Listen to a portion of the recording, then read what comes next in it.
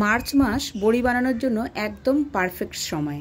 শীতকালে মিঠে রোদে বসে বড়ি দেওয়ার মধ্যেও কিন্তু একটা আলাদা আনন্দ আছে।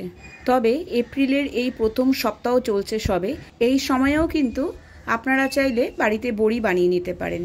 আমার মাকে কখনো আমি দেখিনি বড়ি দিতে, কারণ আমার মায়ের এই নিয়মটা নেই। তবে আমার মামিমাকে দেখেছি বড়ি দিতে। উনি কিন্তু প্রতি বছর বড়ি বানিয়ে আমার মাকে এবং আমাকে দিতেন। সেই বড়ির স্বাদ আর দোকানের বড়ির স্বাদের মধ্যে অনেকটা পার্থক্য আছে।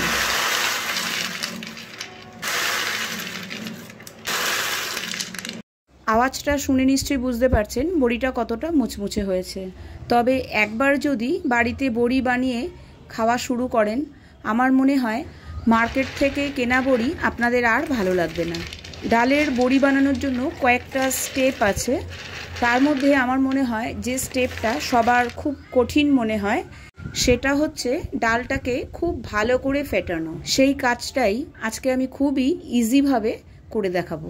চলুন তাহলে রেসিপিটি শুরু করা যাক। নমস্কার বন্ধুরা, টুকির রান্নাঘরে সবাইকে স্বাগত। আজকে আমি শেয়ার করে নেব আপনাদের সাথে বিউলির ডালের বড়ি। খুবই সহজ পদ্ধতিতে ঘরে কিভাবে কম সময়ে ডালের বড়িটা বানিয়ে নেওয়া যায়। এখানে আমি প্রায় 400 গ্রাম বিউলির ডাল নিয়ে নিয়েছি। খুব ভালো করে সেটাকে বেছে বারবার জল পাল্টে ধুয়ে নিয়েছি। তারপর পরিষ্কার জলে সারা রাত ডালটাকে আমি ভিজিয়ে রেখেছি। দেখুন এখানে ডালটা ভিজে খুব সুন্দরভাবে ফুলে উঠেছে, একদম ঠিক দুটো মুখের মতো হয়ে গেছে ডালগুলো ফুলে। এবার আমি ডাল থেকে একদম জলটা আলাদা করে নিয়ে চলে এসেছি। নিয়ে নেব একটা মিক্সার গ্রাইন্ডার, তার মধ্যেই আমি ডালটাকে ভালো করে পেস্ট বানিয়ে নেব। মিক্সার গ্রাইন্ডারে যখন আমি ডালটা দেব তখন জলটা ভালো করে ছেঁকেই কিন্তু ডালটা দিতে হবে। এখানে একদমই জল ব্যবহার করা চলবে না, কারণ ডালটা অলরেডি সারা রাত জলের মধ্যে সোক করার জন্য রেখে দেওয়া ছিল। তবে পেস্ট করার সময় যদি অসুবিধা মনে হয় 2-1 চামচ জল এখানে ব্যবহার করতে পারেন, সেটা কিন্তু বুঝে। ডালটা একদম পাতলা হলে চলবে না। এখানে আমি অল্প অল্প করে সমস্ত ডালটাই পেস্ট করে নিয়ে চলে এসেছি। দেখতেই পাচ্ছেন ডালটা যথেষ্ট গাঢ় আছে। আমি এখানে ব্যবহার করছি 1 টেবিল স্পুন হিং। আপনারা চাইলে এটাকে স্কিপ করতে পারেন। যাদের হিংয়ের ফ্লেভার ভালো লাগে তাহলে তারা এটা ব্যবহার করতে পারেন। খুব ভালো করে হিংটাকে আমি ডালের মধ্যে মিশিয়ে নিচ্ছি। আর বড়িটা দেওয়ার জন্য আমি এখানে থালাটা তৈরি করে নেব। আমি থালার মধ্যেই বড়ি দেব। এখানে আমি বাটার পেপার ইউজ করছি প্লেটটাকে লাইন করার জন্য। এর মধ্যে যদি বড়ি দেওয়া হয় তাহলে বড়ি শুকানোর পর খুব সহজেই সেগুলো থালা থেকে উঠে আসে। থালার মধ্যে তেল দিয়ে বড়ি দিলে বড়ির মধ্যে একটা তেলের স্মেল চলে আসে। আপনারা যদি বেশি সময় পর্যন্ত বড়িটাকে স্টোর করে রাখতে চান তাহলে এই ধরনের বড়িগুলো কিন্তু পরে খেতে মোটেও ভালো লাগে না। ডালটাকে এখানে খুব ভালো করে ফেটিয়ে নিতে হবে। এর জন্য মোটামুটিভাবে 10 মিনিট সময় লাগবে যদি হাত দিয়ে এভাবে ফেটিয়ে নেওয়া হয়। খুব ভালো করে ফেটিয়ে নিলে ডালের মধ্যে এয়ার এসে যাবে, তার ফলে ডালটা খুব হালকা হয়ে ফুলে উঠবে। সেই জন্য ডালটা ভালো করে ফেটিয়ে নেওয়াটা খুবই জরুরি। এখানে আমি হাতের পরিবর্তে হ্যান্ড হুইস্কারও ব্যবহার করেছি।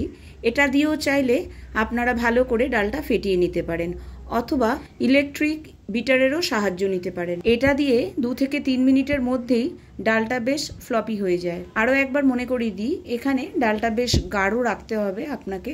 আর যদি বাই চান্স হতেই পারে যে ডালটা আমাদের পাতলা হয়ে গেল, তাহলে সেই ক্ষেত্রে আপনারা একটু বেসন এখানে ব্যবহার করতে পারেন। এখানে আমি টেস্ট করে নিচ্ছি ডালটা বড়ি বানানোর উপযুক্ত হয়েছে কিনা। দেখুন জলের মধ্যে আমি যখন ডালটা বড়ির আকারে ছেড়ে দিলাম, ডালটা ওপরে ভেসে উঠেছে। তার মানে বুঝে নিতে হবে ডালটা একদম রেডি বড়ি দেওয়ার জন্য।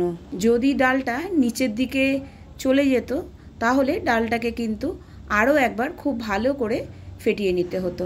ডালটা এখানে দেখেই বুঝতে পারছেন কতটা নরম এবং মোলায়েম। এখানে আমি ডালের বড়িটা দেওয়ার জন্য কোন ইউজ করছি। আপনারা চাইলে আপনাদের কাছে যদি এই কোনটা না থাকে, দুধের যে প্যাকেট আসে বাড়িতে সেটাও কিন্তু কোনের মতো করে আপনারা ইউজ করতে পারেন। কোনের মধ্যে ভালো করে ডালের ব্যাটারটা ভরে নিয়ে ওপর দিক থেকে রাবার দিয়ে টাইট করে আটকে দিতে হবে। আর এখানে যখন ওপেনিং করবেন কোণের মুখটা, সেটা যেন একটু ছোট থাকে, তাহলে বড়ির শেপ দিতে খুব সুবিধা হবে। আর যদি বড় হয়ে যায় তাহলে বড়ির শেপ দিতে খুবই অসুবিধা হয়ে যাবে। আমার কোণ বড়ি দেওয়ার জন্য একদম রেডি। বড়ি আবার একদম ছোট ছোট দেখতে ভালো লাগে না। বড়িটা শুকানোর পর দেখা তো চাই যে এটা একটা বড়ি।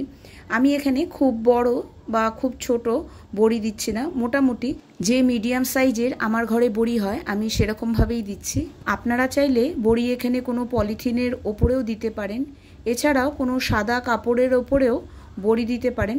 তবে আমি এখানে ঘরের মধ্যে বসেই বড়িগুলো দিয়ে নিচ্ছি। ছাদের মধ্যে বসে এই গরমে বড়ি দেওয়া তো সম্ভব না। বড়ি দেওয়া হয়ে গেলে আমি থালাগুলোকে ছাদের ওপর রেখে আসব। এখানে আমার 2টো থালা কমপ্লিট বড়ি দেওয়া। এরকম আমি 7খানা থালায় বড়ি দিয়ে নিয়েছি। এবার এগুলোকে আমি নিয়ে চলে যাব ছাদে দিয়ে আসব। আজকে রোদটা একটু কম, আমার যেহেতু ডালটা আগেই ভেজানো ছিল সেহেতু বড়িটা আমাকে করে নিতেই হয়েছে। হালকা রোদের তাপ যদিও আছে, বড়ি শুকানোর জন্য 2 দিন ভালো রোদের তাপ পেলে খুব ভালো হয়। তবে আমি বিকেলবেলায় বড়িটাকে নিয়ে ঘরে পাখার তলায় রেখে দিয়েছিলাম সারা রাত। তবে পরের দিন ভীষণ ভালো রোদ উঠেছিল, সেই রোদেই কিন্তু একদম বড়িগুলো শুকিয়ে গেছে। এমনকি শুকানোর পর থালা থেকে নিজেই উঠে আসছে। যেহেতু নিচে আমি বাটার পেপার ইউজ করেছিলাম, সেই জন্য বড়িগুলো তুলতে আমার কোনো রকমই অসুবিধা হয়নি। আমার ছাদে অ্যাডেনিয়ামের গাছে ভীষণ ভালো ফুল এসেছে, সেটাই আপনাদের সাথে একটু শেয়ার করে নিলাম। এখন দুপুরবেলা আমি ছাদে একটু চলে এসেছিলাম বড়িগুলোকে দেখতে, বড়িগুলো কেমন আছে। এবার বিকেল হয়ে গেছে, আমি বড়িগুলোকে নিয়ে চলে যাচ্ছি নিচে।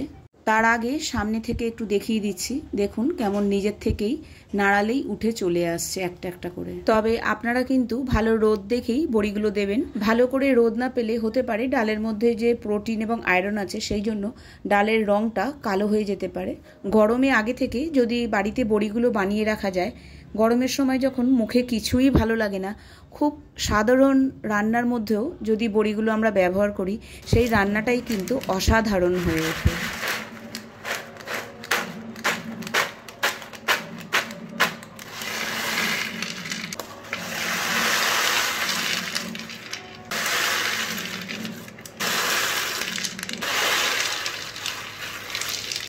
একবার এভাবে বানিয়ে রাখলে বেশ 1 থেকে 2 বছর এটাকে স্টোর করে রেখে দেওয়া যায়।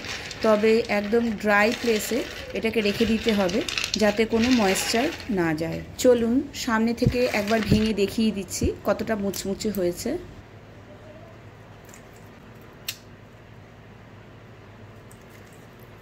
আশা করি ভিডিওটা আপনাদের ভালো লেগেছে। ভিডিওটা ভালো লেগে থাকলে অবশ্যই আমাকে কমেন্ট বক্সে একটা কমেন্ট করে জানাবেন। আর আপনাদের মধ্যে কারা কারা বড়ি পছন্দ করেন তারাও অবশ্য জানাবেন আমাকে।